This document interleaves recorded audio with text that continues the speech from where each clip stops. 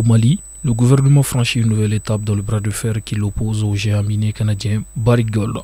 Les autorités viennent d'annoncer la mise en vente d'une tonne d'or saisie sur le complexe minier de Loulo-Goungoto dans le sud-ouest du pays. Cette cargaison, conservée dans les coffres forts de la BCEAO, est estimée à plus de 107 millions de dollars, soit près de 60 milliards de francs CFA. Une somme importante destinée à plusieurs priorités: le paiement des salaires des travailleurs restés sans revenus depuis plus de 6 mois, le règlement des factures des sous-traitants ainsi que le versement d'impôts dus à l'État malien. Objectif affiché: relancer rapidement les activités minières sur le site tout en désamorçant la crise sociale qui couvait. En janvier 2025, les autorités maliennes avaient suspendu les opérations de Barrick Gold à Loulo-Goungoto, reprochant à l'entreprise de n'avoir pas respecté certaines obligations fiscales. En réaction, Bamako avait saisi une partie de l'or produit et nommé un administrateur provisoire pour gérer temporairement le site. Cette décision, saluée par une partie des travailleurs et de l'opinion publique, marque un tournant dans la gestion des ressources naturelles du pays. Le complexe Loulo-Goungoto représente à lui seul près de 10% de la production nationale d'or dans un pays où le métal jaune constitue la principale source de devises.